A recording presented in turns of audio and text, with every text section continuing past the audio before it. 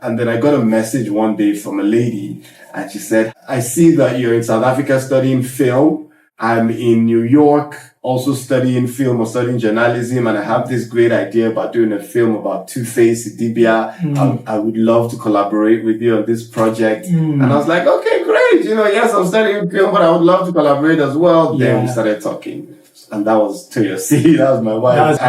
And then we just started having the conversation. The film was never made, but other things were made. Obviously. I'm in there and I'm dug into the trenches and I'm there to stay, whatever challenge we face, I'm here I'm not, I'm sure the devil is tired of us. No matter what he throws at us, we're here, we're dealing with this thing together, and we are surmounting it together.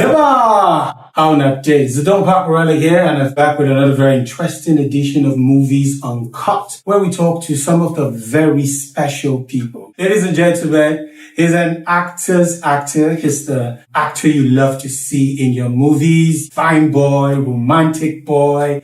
Does a lot of romantic movies. Sensational actor. We're talking to... Daniel Etim-Effiong, D to the double E. That's it, man. Hey guys, how you doing? Hey man. Is it the way he take introduce himself? The way he take introduce himself alone sounds like music.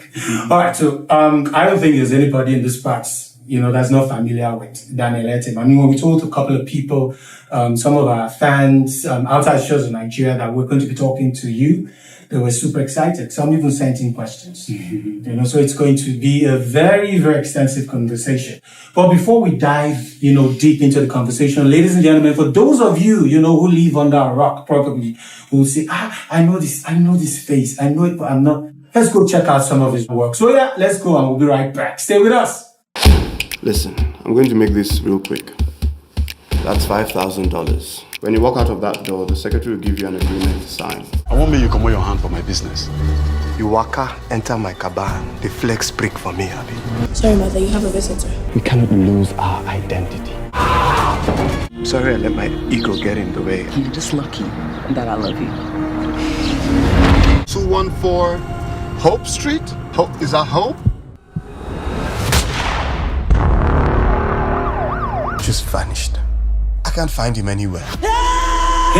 Ladies and gentlemen, we're still with Daniel Etim-Effiong, D to the double E. Don't tell me you don't like this. Dan, thank you so much. Thank you so much. Thank you for coming on the show. So Dan, let's meet you up close and personal. Yeah. I mean, I know you, and I mean, would want the fans to meet you up close and personal. Yeah. My name is Daniel. I have a background in chemical engineering. I now have a master's in audiovisual communications. I studied directing and writing in South Africa. I'm an actor. I'm a filmmaker, passionate about storytelling, passionate about development. I have a beautiful, beautiful wife, and I've got 3 lovely children.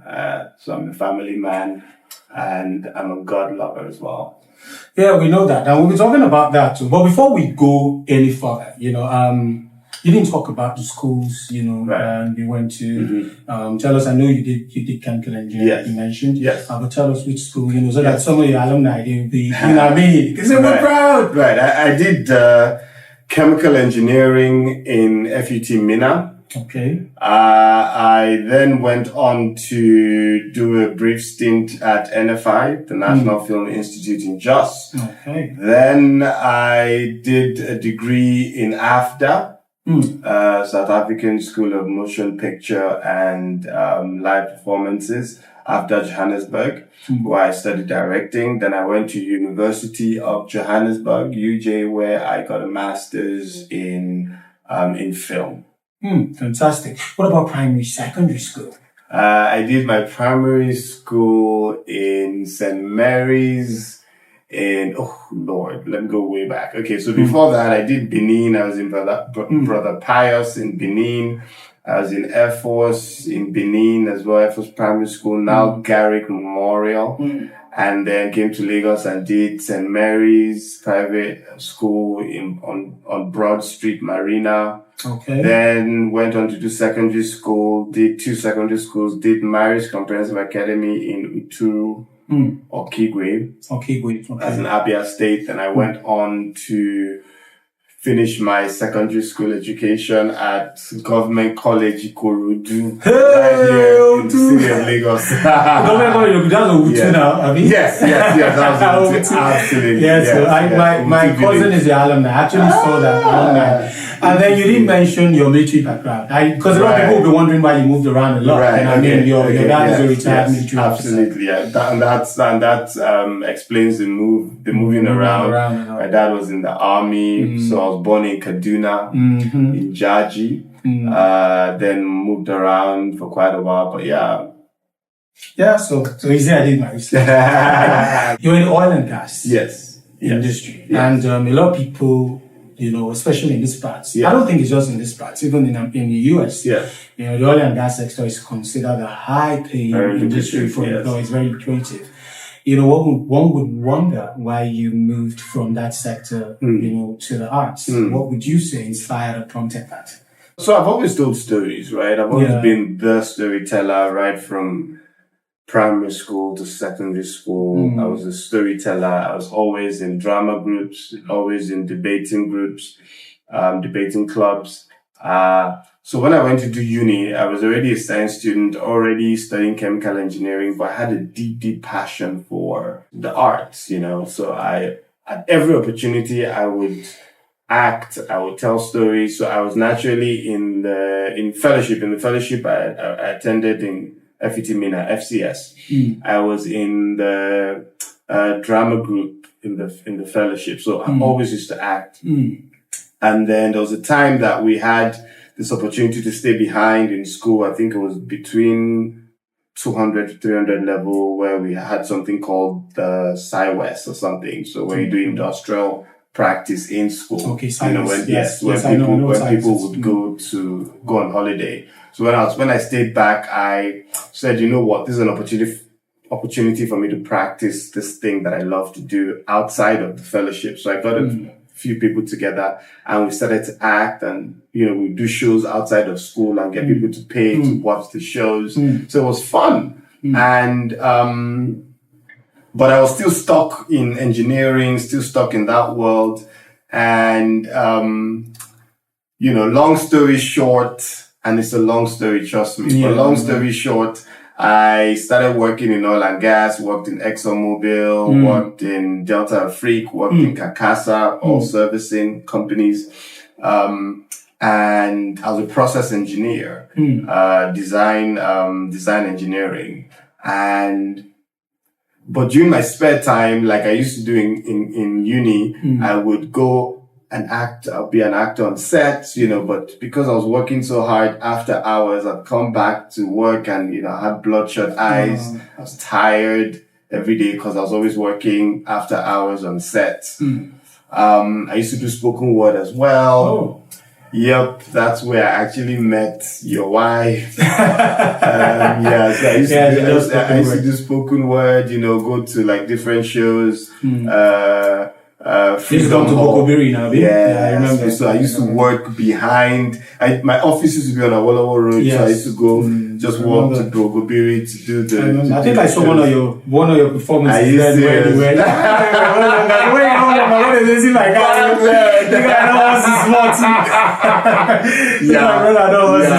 So it was all good. So the two worlds existed side by side, and I started to notice that, I wasn't giving my best to either of the worlds. So I had this talk with my uncle. My uncle sat me down and said, look, Daniel. What's your uncle's name? My uncle's name is Dr. U.J. Itzweli. God bless you, Doctor. God bless you. We appreciate you. Big uncle, big uncle. Yeah. So, and he's well respected in Nigeria. So I went and sat down with him to have this conversation, and he's like, look, you have to make a choice, and he's in oil and gas. He's been in oil and gas for years. And he's one of the reasons I got into oil and gas, one of my inspirations for getting into oil and gas. So I had the conversation with him, and he said, look, Daniel, you have to make a choice. You have to decide what you want to do with your life and stop being in between two places. If you're going to do engineering, shut this thing down, shut this acting thing down and do engineering. If you're going to do acting, shut engineering down, And I went back home, had a rethink.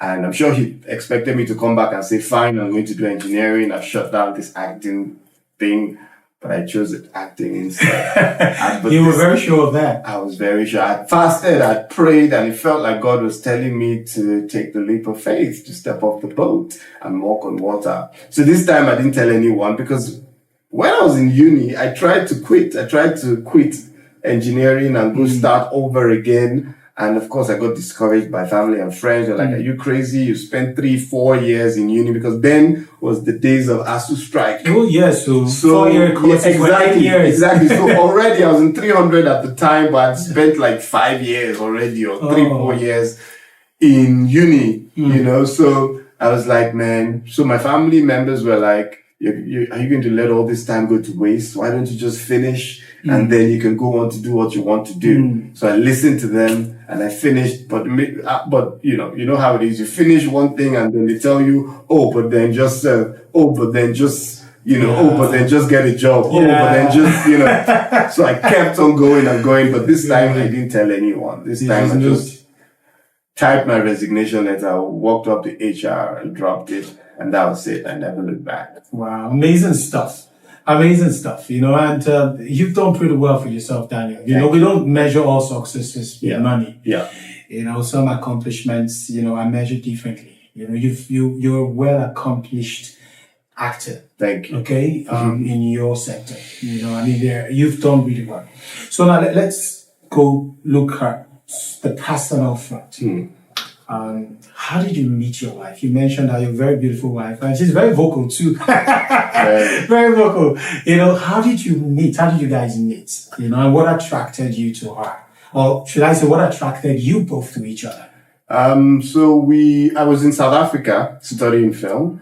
And, so what led me going to South Africa? The first job I got after my engineering, career, after quitting engineering, was as a content producer within Danny TV. Oh yeah. So it was like like a 9 to 5, but it was like sort of like a stepping stone for me, an introduction into this world of entertainment, So it wasn't I wasn't smack out, into the cold, as an artist, just going from place to place looking for how to express my art. No, I got a 9 to 5 in the art world, which was as a content producer within Danny TV. House destiny. Yes, absolutely. I did that for a year, and I felt, I wanted more, because all I was running on at the time was just passion. I didn't have any formal education in the arts. I had all this engineering background. I was a science student.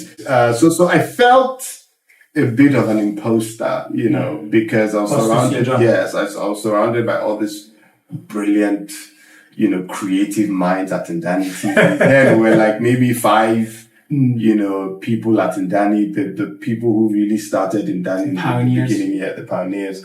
And I felt a little intimidated. Yes, I'm like, so I was like, this engineer who's here, I'm like, oh my God, but I had the passion, and it was obvious that the passion was there, because I created some of the landmark shows at Ndani, like all the skits was from my portfolio, all them, Frank Donga. Oh, that was you. Yeah, that was me. Officer Titus.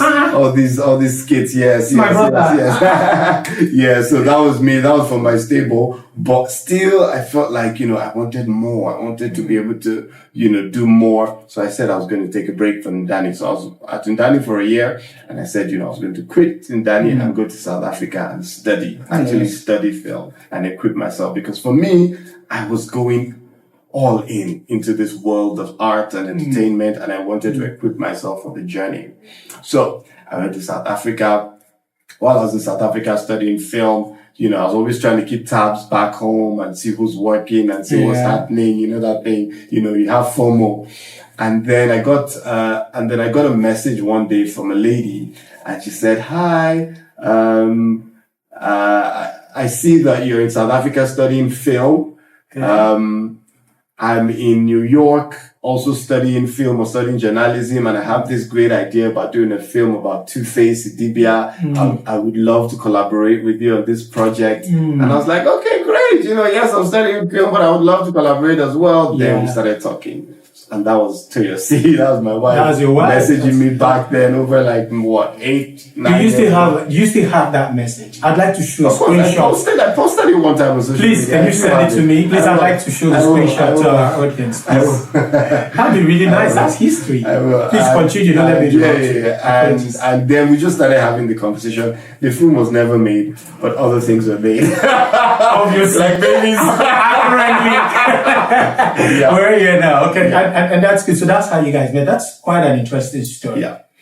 You've been married now for about I think you guys got married in 2017. Yes. And that's about 8 years now. And, there's been no scandal, except, sometimes when madam, chooses, I think she decides to do these things on purpose, but let me not digress. What has been your secret for maintaining your very happy home? I would say it's really God. There are certain things you learn when you are a God chaser, when you are a student of His Word, that just conditions your mind, right? So first of all, is that just conditioning of your mind by God's Word? And I'll explain, right? Yes. You have to be humble enough to learn that you're getting into this whole new adventure with this person that you have no idea about, right? So you have to trust in something. Oh, yeah. Because you can't trust yourself because you're fallible. You can't trust in this person you're getting married to because she's actually human. So where do you trust? Where do you build where do you anchor your trust? Where do you place your faith? Where do you, it has to be in God, and when you get into a marriage with that background, with that mindset that, look, I'm getting into this thing, but I'm going in not by my power, not by my might, but by God, then He's able to help you. You're humble enough to know that I don't do anything. I am out of my league right now. I need help. That way you will grow, you will learn, you would surmount or beat any challenge that comes your way. I mean, it's that simple. And then beyond that, of course, is the building of systems, of structures around you to help you, understanding that you're there to serve one another, just to have that posture of, it's not about me, it's not about you, it's about us, serving one another, meeting each other's needs and just growing together, making mistakes and learning from it and building together. Your family is what I consider, the tools that help you build a long-lasting relationship. We've got 3 kids. And I'm still learning. Till tomorrow, I'm still learning. I can't say that I know everything. I'm in there and I'm dug into the trenches and I'm there to stay. Whatever challenge we face, I'm here to. I'm not I'm sure the devil is tired of us. No matter what he throws at us, we're dealing with this thing together and we are surmounting it together. Thank you. Yeah. That's very profound, actually. You know what I mean? It's quite humbling. And it is nice to know, when people acknowledge that I'm not doing this. I'm still a student. We're learning. Some people who have been married for only 2 years, want to talk or sound like they're experts in marriage. And, you know what I mean? Now, you don't jam this kind of people. I mean, I like that. So now, and Dan, let's lighten things up a little bit before we get serious again. What other skill sets do you possess that, some of your fans might not even be aware of? Can you sing? I sing. Please sing something for us, please.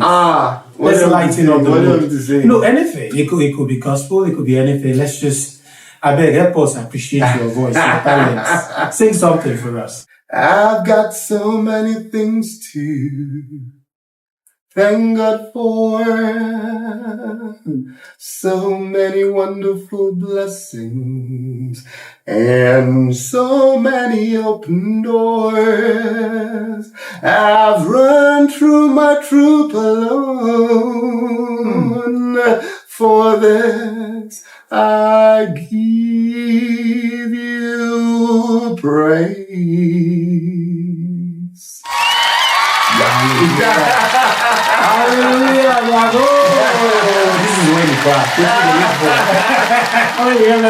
Yeah. Drop it. That's nice. That's nice. All right, now back to our interview. Okay. We're gonna like to like that. So Dan, recently your wife, trended. I mean, she was very vocal about her being comfortable with you doing kissing roles. I'm not saying any actor don't kiss issue for Nollywood industry, and Thank you. Yes. You are my God-ordained husband. And if any kids want to kiss you, it does not change the fact that I should kiss. I wanted to ask you, not me, someone actually sent this question in from Dallas, said she's a big fan. She wanted to know if you do get to sit down and watch some of these movies together, and what's your wife's reaction when she actually sees you in those scenes, doing those romantic scenes. What's her reaction like? Does she sit and watch comfortably, or she's like, or you even cover her face? So what is it like? What's the mood like? So it would depend, and it would be on a case-by-case basis here. First off, she's a huge fan of my work, so she does watch my films. When we do watch it together, I don't like watching myself. Okay. So this is my expression when I'm watching myself. Most actors are like that. We get it. And then my wife is like, fix your face. Fix your face, dude. Behave. What? Fix your face. So even when you are doing some of these romantic scenes, you can sit and watch. Yes, and then when I'm in a romantic scene, my wife is like, ew. So different expressions. Either she goes like, ew, or she goes like, that was so real, dude. That was very real. Your wife is the issue. And then other times I'm like covering her face and she's like, stop it, Joe, stop it. For real? Watch it. Yeah. That's amazing. Yeah. See, I need to tell you this. I think you're probably one of the luckiest people on earth. Is it? Yeah, because you guys are two peas in a pod. You found your partner. You found the person, when God literally, when they say God, they pull out rib, they create your partner. You find the rib where God pull out from your body. Yeah, absolutely. The person where your rib, now she met me as an actor. She was, in fact, one of the things I found out, after having conversations with her, was that she was a huge fan of Giddy Up. Okay, when she first saw me, the first Giddy Up was your production, right? Yeah, no, it was Danny TV production. Okay, but you produced it. Yes, no, I didn't produce it. I didn't produce Giddy Up. Other producers, I think Jadi produced it herself. Oh, okay. So it was, So she was a huge fan of my work on Giddy Up, and then she met me in person, and then she's like, oh my goodness, this guy from Giddy Up, and then we met on set. First time we're meeting physically. Was on the set of Giddy Up season 3, because she was there as a production manager. So we had met online. Yes, and we had met online in South Africa. She was in New York. Then They flew me Danny TV flew me from South Africa to Nigeria to shoot Giddy Up season 3 rather. They were also bringing her to Nigeria to be production manager on that production. And that was like independent of our doing, we met on that set. And of course it was like great, sparks all over and all of that. So she understands the game. She understands my work. Yeah. And she's just very respectful of that. She's very professional about it. She even manages me. So she understands, like if she wasn't supportive of it, then I wouldn't be acting in the first place. Like there's no way I'm doing something contrary to what my wife wants or what my wife is comfortable with and still have a home, a functioning home. It doesn't work that way for me, because I'm very into making sure that there's peace around me and peace in my home and all of that. So we are together in this. You're a Christian, you're a believer, you're a doer of the work. One just needs to spend 5 minutes around you and they know that you're someone who really, you're a faith-based person. Now, some of those roles you play, do you think they are in conflict, with the teachings, with your faith as a Christian? Thank you for that. That's a very important question. So I'm at a stage in my life also where I would say I'm in transition. Okay. Just the way I was over like maybe 10, 15 years ago. Like 15 years ago, I was also transitioning from engineering to film. Okay. And when I got into film, I didn't come into film to do gospel films or to do faith-based films alone. I came into film because I have the passion to tell stories, all kinds of stories, especially inspiring stories. And my desire, because, I thought about it, and that's the same thing I told my dad. I said, Daddy, I don't want to die when I'm old and gray and think that I spend the rest of my life just making money. I spend my entire life just making money on some oil and gas rig or some oil and gas company somewhere. I wanted to be impactful. I wanted to lead an impactful life. I wanted to inspire a generation. And that's why I was making the switch to storytelling and entertainment, right? Yes. And he said, okay, so I got into this world because I believe in the power of storytelling to inspire people. And that's what I'm doing. Till now, I love stories and I tell stories that I find inspiring. Now, where does it meet my faith walk? I'll explain. If a story I am acting or telling, and first of all, there's the acting I do as a job, and there's the storytelling. There's storytelling I do as a job, and there's the storytelling I do as a calling. Right? Two different things. One is just a job I do to make money. The other is what I do as I'm led by God to do, right? So let's face the one about making money, right? It's a job. I go there as long as the story doesn't contravene my faith, meaning the story in entirety. When told, what's the lesson from this story? If the lesson from this story as looking beyond the kissing scenes or romantic scenes. Absolutely. Is the story as a whole proclaiming what I believe? Then if yes, I would do it. If no, then I'll draw back from it. Right. And I'll give the Bible, for example. The Bible is a book of stories. Yeah. The Bible in entirety speaks of one thing. Christ, right? And that message of Christ is told in so many different ways, including there's a story there about someone killing someone raping someone lying to someone, someone causing someone to sin and ruining an entire generation, an entire humanity. The work of the serpent to Adam ruined humanity until Jesus came and saved humanity. Those are all like different stories encapsulated in this one message of Christ, right?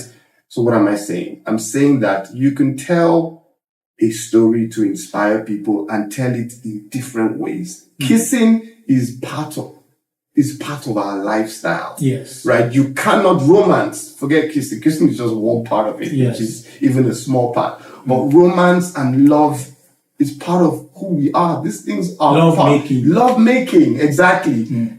Making out, love making is part of humanity, is part of who we are. Yes, it's only sanctioned, I believe should be sanctioned within the confines of marriage, yes. But are there people who do it outside the confines of marriage? Absolutely. Is it right? I don't believe it's right. But do people do it? Yes. Is there a way to reach out to those people? Absolutely, because you have to mirror them.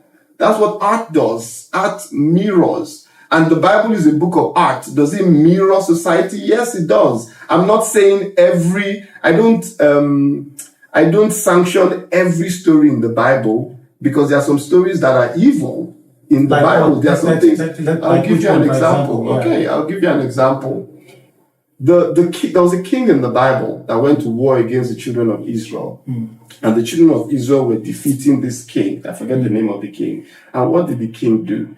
The king took his heir, his crown prince, and slaughtered this guy and killed the guy, his own son, and killed his son. And guess what? As a sacrifice, when he made that sacrifice to who? To his gods. Okay. Not to the God of heaven, to his gods. He sacrificed this guy. Wanted us to establish that. He sacrificed this guy, and guess what? The tide of the battle changed. It switched. That itself is a wicked act. It's an evil act. But did it teach us a lesson? Yeah. No. Does it mean that we should be killing our sons? No. What lesson does it teach you? It teaches you a lesson about sacrifice. Yes. That Sacrifices. Yes, that if you sacrifice, it carries weight in the spirit. There's the weight of a sacrifice would measure in the spirit as well, right? So as believers, in our heads, we are learning something, not to kill people or to kill your sons. No, you are learning that when you sacrifice something that matters to you, it has its equivalent weight in the spirit. That's the lesson, right? So that's just one story. There are other stories. Devil came and lied to Eve. If you eat this thing, you'll be like God. Is that a good story? No. But what is the story in entirety? What is the story told as a whole? He taught us, that we should be obedient. Yes, because if you do what is wrong, you will suffer for it. So even African storytelling in itself, like African oral storytelling. Yes, folklore. Africa has that history of storytelling, which we are only imbibing or incorporating into Nollywood. Nollywood is just a subset of that, but we've been telling stories, and the stories are about lessons. That's why Nollywood YouTube is so popular, because it's about lessons. What are the lessons you are learning from it? It's not about kissing. Kissing is just a gimmick to draw your attention, to pull you in. But when they pull you in, you will learn that lesson. I'm about that lesson. If I need to do something to get your attention, then I'll do it, to get your attention. Again, just to cap it, it's a hard thing, guys. It's really a hard thing. We don't have to kiss for my heart to not be right with God. I can do like this, but my heart is communicating something to your heart that God sees. Absolutely. And it's evil before God. Yes. I can kiss you like this, but my heart before God sees it and it's right. Right. So it's really not, I'm not saying go around kissing people. I'm just saying that before God, who we say is our audience, that's the person who our heart is open to and who sees our heart, right? That's why, just to answer the question, that's why I can do what I'm doing easily.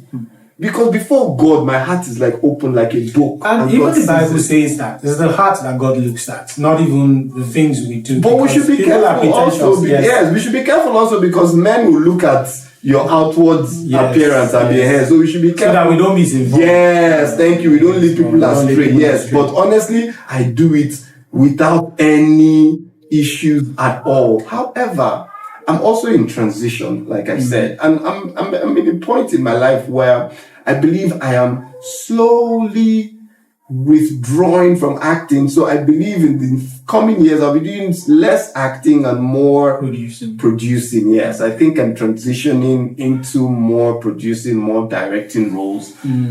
No, but it's okay. As we get older, because then you are in more control of the stories, and we can tell stories precisely the way you want them. Exactly. And be more intentional with the core message that you want the film to have. I get that. Absolutely. And it makes a lot of sense. Absolutely. Even God would even like that. But I don't think God would want you to stop acting. You still keep, because you're a great actor. A lot of people are of this opinion, especially in the industry, in the movie industry, that actors, especially male actors, should stay single. When they get married, they lose their sex appeal. I want to know what your thoughts are on this. And then there's a second part to this question.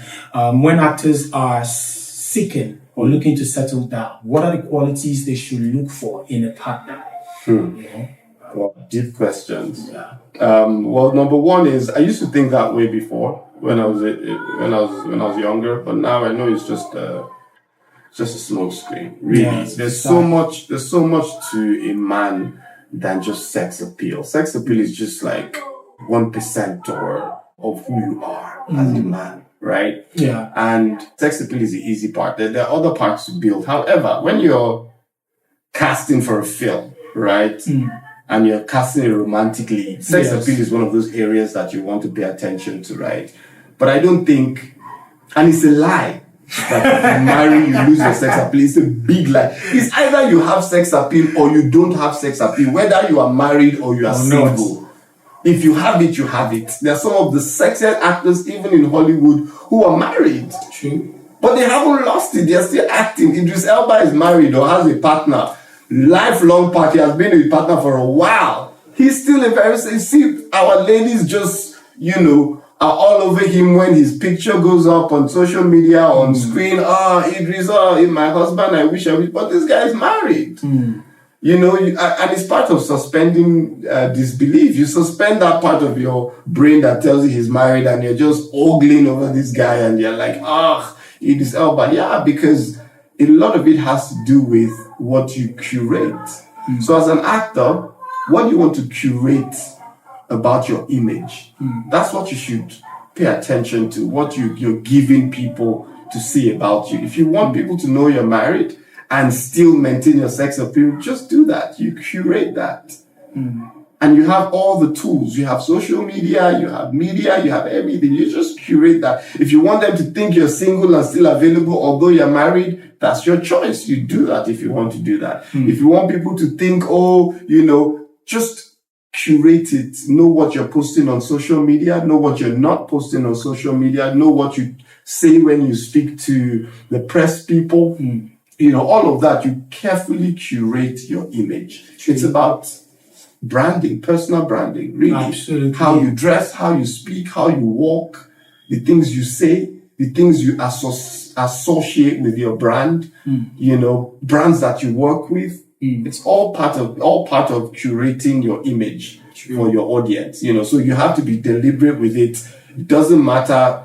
Marriage has nothing to do with it. Marry if you want to marry, build your family, and that is separate from because if you live your life by what they want out there, you'll be lost because you won't have your life. You just have what they want. And trust me, they move on pretty quickly. Oh, yeah. Like before you know, they are on to the next sweet thing and they are moving and they will abandon you. You'll be there. Especially in Nigeria. I'm telling you, next thing is always they move on really quickly. They move really fast. And you're by yourself with nothing but likes and comments. That's all you Even have. the likes and comments after a while. So focus on building your own family, focus on what you want. Curate what they want for them and give it to them, and then you move on. What about the second part of the question? What are the qualities that you think an actor, should look for in a partner when he's looking to settle down? To be honest, I think acting is a career, right? And it shouldn't really define you. I don't believe careers define people. It's a part of who you are, but it is not who you are, right? So I think focus on who you are. Focus on the values that, are important to you, values that you stand by, and then build your family around that. Look for a spouse that agree with those values. What are the values that, that matter to you? Then when you're finding a spouse, find a spouse that also has those values and the values are important to her or him. And then you guys build together and agree together, Being open-minded is a value that I believe would work for you as an actor if you want to also, have that, put your career in view, because like I said, your career is just a part of you. Yes. It's an important part of you, but it's not all of you. So yes, consider it. You would want a spouse that's open-minded. You want a spouse that is supportive, that is knowledgeable about what you do. And of course, other values that, that you want to consider in choosing a spouse so that your career doesn't suffer, because you also don't want your career to suffer. Also, I'll sneak this in. I know people say, I can't marry someone in the same industry, yada, yada, yada, but you might want to marry someone who has, and you have a little control over it, not 100% control. Yeah. But you might want to marry someone who has a more stable source of income. Yes. Because, acting or entertainment is kind of this topsy-turvy. It's not very stable for many people. I know some people have it very stable. I agree. Yes. But for others, it's not very stable. So when you're starting, you might want to marry someone who has a 9-to-5 so that you're not always away. Because if you marry someone who's exactly like you, then both of you are always away. Both of you are topsy-turvy all the time. It might be more difficult to manage. So it might work better if one of you is more grounded, is more stable, so that, the person can be at home while you're away and traveling and being on set. Because sometimes we're on set till 3 a.m., 4 a.m., 5 a.m. It's kind of, it can be chaotic. So when you have both, especially when you're building a family, when you have kids and all of that, it might be tricky to handle. So to start with, you might want to sacrifice one partner to say, one of us has to be a bit stable while the other goes here and there. And then maybe when there's some stability in the home, you guys can both decide, okay, let's fly the wall. Makes sense. That's why they say life is all about perception. I've asked a couple of people this question, and different people have said different things. Opinions. But they've all made sense. They've all made sense. So I guess this is when they say that, the colors you see on either sides of the fence is correct. It is what it is, so it makes sense. Now, so Dan, we had a conversation, about you. Do you think you've been stereotyped? A lot of people think that you should, play more diverse roles, that, like they've picked you for that lover boy, sweet boy role. We want to see you play the villain more, play the Agbe role, you know what I'm saying? Play the rough guy in the street, play some, diverse, more challenging method roles, Do you share that? Absolutely. And the stereotyping is mostly on a platform, and I will explain. Nollywood are of different parts. Yes. YouTube is where the stereotyping happens. And I'll tell you why. Because the greatest genre on YouTube is romance. Yes. Like that's what sells. Stan said the same thing. That's what sells on YouTube. Nobody wants to see action, horror, thriller on YouTube. Everybody wants romance. African romance, city romance, Africa/city romance, village romance, Yoruba romance, Igbo romance, whatever, as long as 80% of it is romance. That's the genre. So and right now YouTube is a monster. It's gobbling up all the spaces, everything, because YouTube viewers can't have enough, So when you play a lot in the YouTube space, that happens to you. You end up doing one romantic film after another. And if you're very good at it, more people will want you. The audience who can't have enough of you. So it would appear that you're being stereotyped. However, if you look at other platforms and other kinds of work I do in other places, you see a diversity of work. All right. So Dan, in 2022, you won the award for Best African Actor. And it was a very tight category. How did you feel when you won that award? No, let's have it. Before it was announced that you won, did you think you were going to win? I didn't even know that I was nominated at the Afri Globe Awards. I was just attending, and when I saw the nominees and my name was among the nominees, I'm like, oh, okay, I didn't know that, for the film Kofa. And the winner, and then they called out the winner, and I was like, oops, like I had no speech prepared, I had nothing, and I just went there and spoke from my heart. And it's interesting that I gave what I would say one of my best award speeches, but I wasn't expecting that. Anyways, congratulations once again. I think it was a well-deserved award because you had a pretty good run that year. In Nollywood, do you think that there's a deficiency in skill? Yeah, I don't think it's a skill problem. Rather, I'd rephrase, I don't think it's a talent problem. I think we have a plethora of talent in our industry. I would say it's an issue of the refining of that talent. Many people just stop at talent. So it's attitude and our attitude to, grow, to developing our skill sets, getting better. Yes. So what do you think is largely responsible for that? Why do you think, people just get to a point and feel like, I know everything and I don't need to know anything more? I just think it's a conditioning, the Nigeria conditions you in a way that makes you think that you can get away with anything. You can get away with shortcuts. You can get away without following due process. Say that again. You can get away with, and because you see everyday people getting away with it. Every day you see the man who comes out of his traffic queue, and tries to go one way and gets away with it. And no one does anything to him. Every day you see politicians will come out, embezzle funds, and people will clap for the person, and people will sing the person's praises. No one will call the person to account. So every day we see people getting away by taking shortcuts, by cutting corners, and nothing is done. So that just inspires more more people to cut corners and not follow due process, not knowing that in the long run, they're cheating themselves out of the development that comes from following due process, out of growth, because it's only in growth that you develop certain muscles that would stand the test of time. You cannot cheat the process.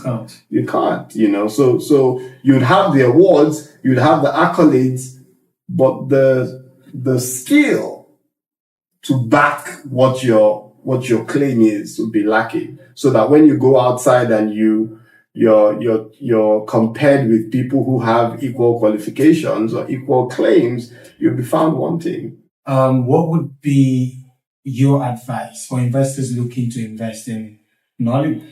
Especially those hoping to not just recoup their capital invested, but, probably make some profit. I have a prayer for them. I don't have an advice. I have a prayer for investors that are coming into the industry. I pray you don't fall into the wrong hands, because there are so many people posing, so many charlatans, so many facts and so many fakes, posing as professionals, posing like they know what they're doing, but they don't. They just have noise. They're just, empty barrels. And because they're so good at just talking and they're fakes, they're performers, you fall for them and you believe them. And at the end of the day, you lose your money. I also pray for the industry, that the industry would develop into a place where things are standardized, things are structured. That way you can add the ones and the twos. That way you can see clearly how your money is being utilized, where the money is going to, how the money is being made. Because for the longest time, there's been a lot of cloud, around the system, around the process, because people are cheating the system. So they don't want you to see exactly how it works. So they just muddle the waters and say, oh, blah, blah, blah, blah, blah. Oh, that's how it does. Sorry, you didn't make money. Oh, sorry, you made money. But how? What are the processes? Make it clear, make it plain for us to see.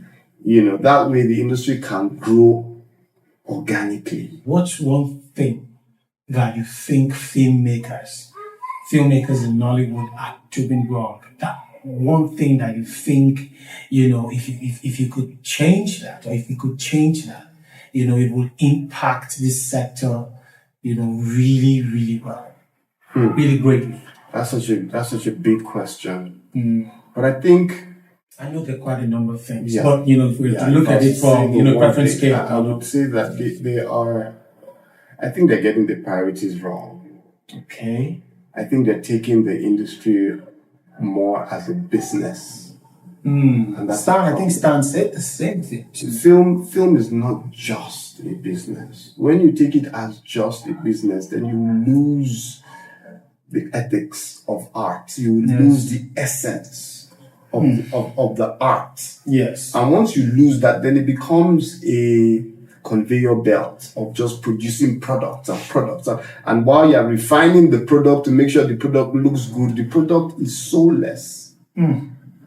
Right? The product is soulless. There's nothing in it. It's empty. You're just making more and more products and selling it to people, and people are less and less satisfied because there's nothing in it for the people. All you're doing is just getting money from people and giving them product. It becomes very commoditized. It becomes such a transaction, of just taking money and giving people products, and people become less drawn to your product. In the end of it, in the long run, you're cheating yourself because you're not building a future. You're destroying the industry. And that's what's happening take, for example, YouTube. Yes. Right? People are just doing all kinds, just make films and just send it out there. They'll watch it. YouTube will pay me. I'll make my money. I don't care. Let's just keep making it. There's a process to this thing. There's an art to it. So if you lose sight of that, if you lose sight of the art just because you want to make money, you're killing your future. You're destroying you make the money now, but people are going to be so disenfranchised. That's why I'm so upset at some filmmakers that make a lot of noise. By all means, make your film and promote it, but don't sell what it isn't. There are people that just make nonsense and then they blow it up so big, and then before people can realize it, they're already in the cinema seated and they watch the film and they were like, what did I just watch? Such a waste of my time. I know the feeling. And guess what? You're not only spoiling it for yourself, which, you must have collected the money. You're not spoiling it for yourself because you've collected your money, but you're spoiling it for the next guy. No, but you're spoiling it for yourself because that's probably not the only movie you're going to make. The next time you make a movie, people are going to be like, you're ruining it for the rest of us who genuinely want to tell stories, who genuinely believe in this process. You don't want to tell stories the right way. Yes, of inspiring people. But no, you can just bunch a number of skits together, call it a feature film, and sell it. There is a feature film. No, you haven't made a new expression. You have made skits. They knock 10 skits and you put it together. Follow due process. Hire a writer, a good writer. Pay the writer. Give the writer time to work on this script. When you make the script, take your time to break this thing down, to do the research. Bring people together. Allow the people to work. Not this thing where you bring people together, you don't give them time to work. Oh, we need to make it now. Oh, the film needs to come out tomorrow. Oh, we need to go to cinema tomorrow. Because you've turned it into a product. True. And because once you just feel, oh, this thing has a beginning, middle, and end, it's a film. Let's sell it. People will buy it. They don't care. Once they see my face in it, they see somebody's face in it, they see another person, they are going to buy it. They are going to love it. But now it's beyond that. True. The people who we've learned filmmaking from in the West, there's a reason why they use a month to make a film. 2 months, 6 months, a year. 1 year. There's a reason why they do it. Why? Not because they want to waste money or because they want to faff around it. No. And guess what? These are the people who even have the right equipment, who have the right skill, who have money, who have all the money, and all the resources, and they spend so much time to do it. Why? Because it takes time. There has to be a reason. Well, there has to be a reason, and it's art. Exactly. You can't wash art. So I'm like, man, guys, let's go back to the days where we loved this thing, this storytelling. We were passionate. Yes, it wasn't just a business. But economically now, things are really tough. And even getting investors too have not helped matters. And you can't blame them. I mean, that's why they're investors. There's a primary rule with investments. So aim or so goal is profit. Yeah, and the investors want to recoup on time too as well. Nobody's looking to do this for the long haul. There are different kinds of investors. There are different kinds of investors. Abroad too, there are also investors. True. If people who invest in oil and gas, when you bring your money, they will tell you that we'll spend this amount of time prospecting, we'll spend this amount of time drilling for oil, we'll spend this amount of time producing the drilled oil. Those are standards. And processing and eventually getting the money. Someone won't say, take $1 billion. I need my oil tomorrow. So I think the problem is we have misinformed investors.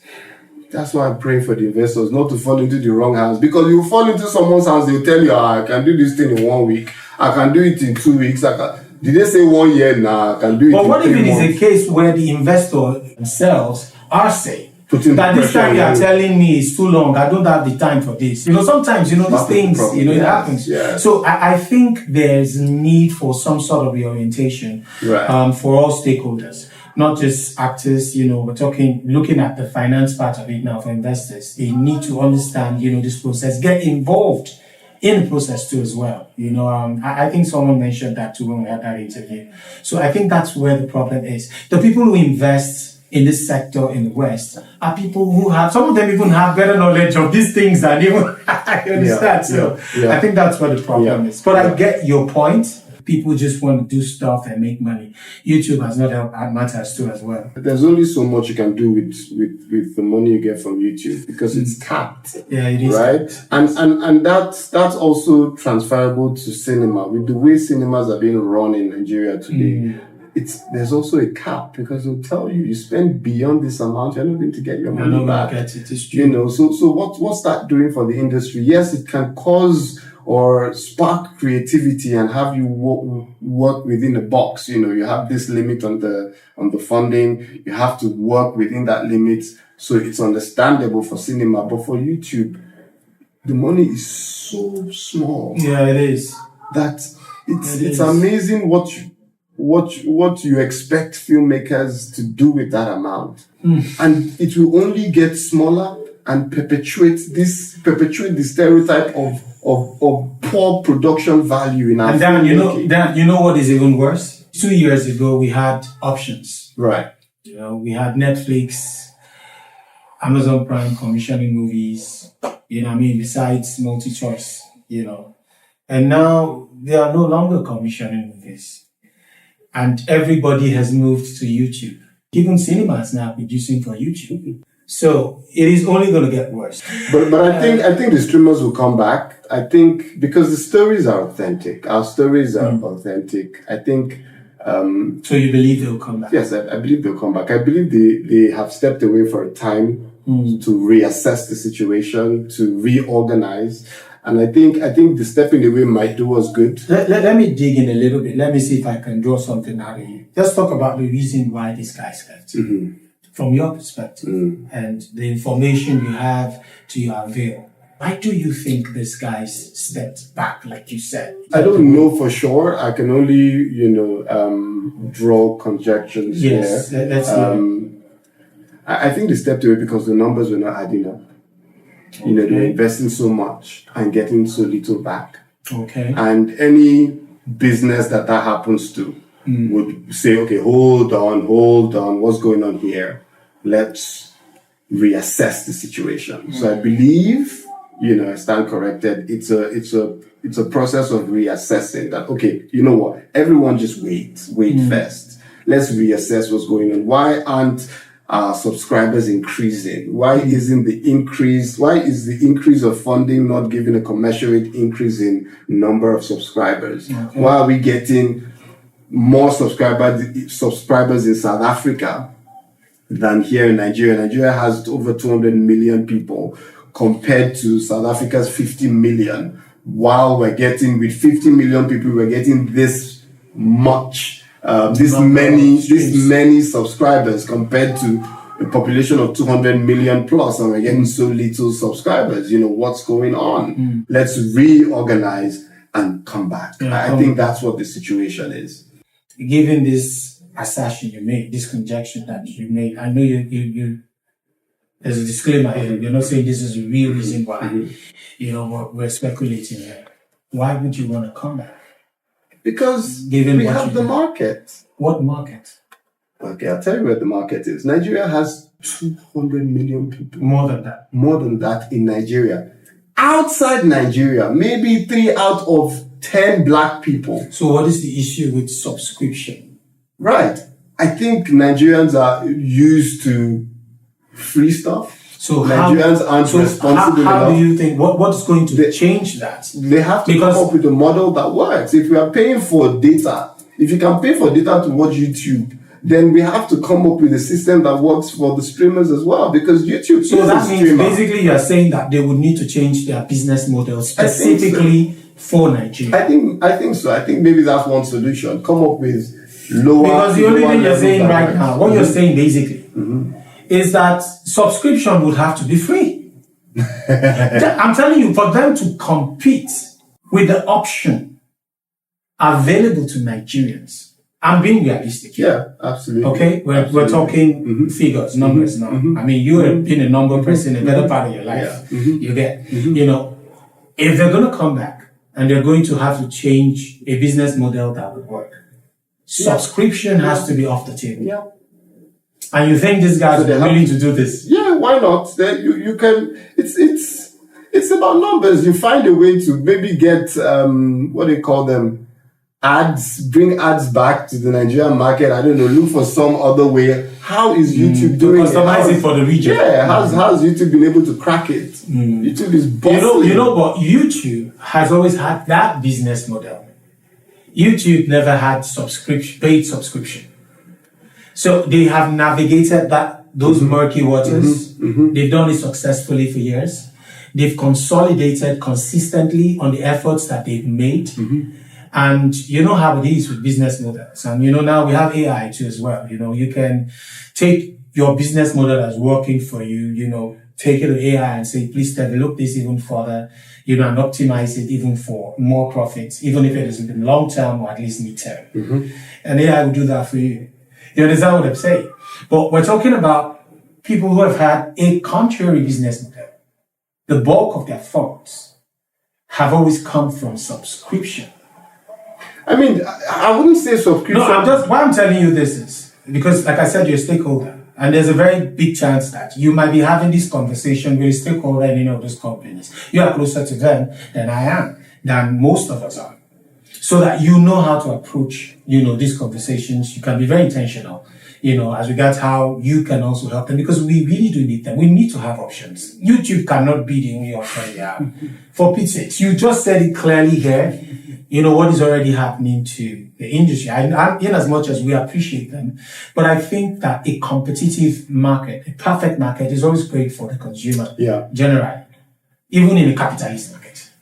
You need a perfect market. You need different people providing, so I need them to come back. So if you do have that conversation with them, let them know that, look, if you're coming back and you want to, use a business model that is likely to work, this is what you should look at. Sure. But that's that. So, Dan, that brings us to, what's the biggest challenge you think actors face right now in Hollywood?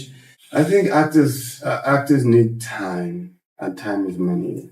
Time for more what? Money for the process. Okay. Of getting into character, getting out of character, Yes. of building character, of expressing your craft at the level you should.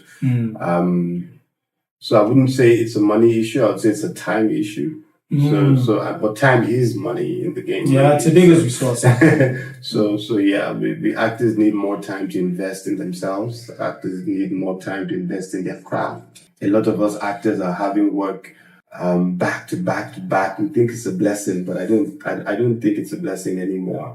I think we do need some time away, some time to do other things, some time to build our personal lives, and some away time to spend with family. But if we're not paid how we should be paid, then where would we find that time? So the reason why we're working as hard as we're working is because we're not getting paid well enough. That's why you would work now and then after 2-3 days, you're on to the next one. After 2-3 days, you want to work again. And therein lies the issues, So there is work. Absolutely. There is more work than we can handle. A lot more work. Listen, especially with the proliferation of YouTube, I've told people listen, I've stopped working for random people. I don't work for random people anymore. I work for only people that are my friends, people that are close to me. And still, it's still too much work.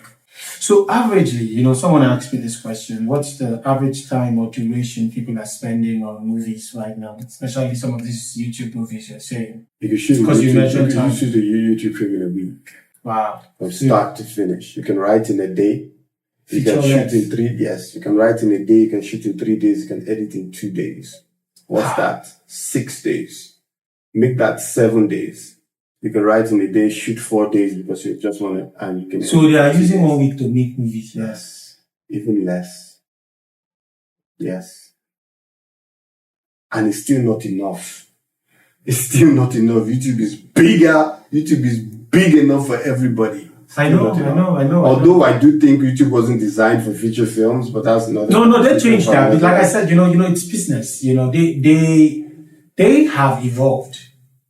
They have evolved and they have seen, because it's a business, you see where the demand is, you go there, you take the business there. And they've seen this and they have comfortably owned it. Yes. They've owned it. Yeah. It's going to be hard for the streamers to come back. I think let me share your optimism. Yeah, I think YouTube will be known for a kind of genre of films, but Nigerians are going to want more. One more, okay, eventually. Yeah, Nigerians are eventually, I think our senses are going to be... Because it's just a matter of time, there's going to be another saturation. Yeah. It's not with everything. Everyone, exactly. And there's going to be one more refined, yes, something a bit more, exactly. Exactly. So what are some of the projects you have, that you're working on right now? I just produced and directed my first feature film. Oh, okay. It's called The Herd. What's the title? The Herd. Oh, wow. I'll play you a trailer when we Okay, you send me trailer. No, we use. Trailer now. When is it coming out? This year. Okay. Later in the year, right? Yeah, later on. All right. So we won't have any poster to show our fans or anything. Nothing, no poster, no flyer. Alright, so The Herd. Yeah. You heard it here first. The Herd. I can show you some. I can send you some behind the scenes footage. Is that we can show? Yes. Okay, yes, good. Because it's all about them, you know what I mean? I can send you all some videos. Please send us so that they can see. Let's show them something. But I know it's going to be really good, because Dan, I know that you did try for those things. Yeah. So, Dan, any parting words for? So, I'm a believer in the process, man. So wherever you are in your journey, just know that the only distance between you and me, between you and wherever you want to be, is time. So just keep putting one step after another. Keep doing what you're doing. Keep growing. As long as you're alive and you're growing and you're moving, you get to where you need to go to. You heard it, ladies and gentlemen. And that about wraps up today's episode or today's edition of Movies Uncut with Zdon. We've been talking to my brother. You don't talk your title again. Daniel Etim-Effiong D to the double E. Do I make it with the Eva! Daniel Etim-Effiong D to the double E. Keep watching Movies Uncut. Don't worry, you go do it. We'll leave you, you do it. All right, so, sit down. Focus on that more.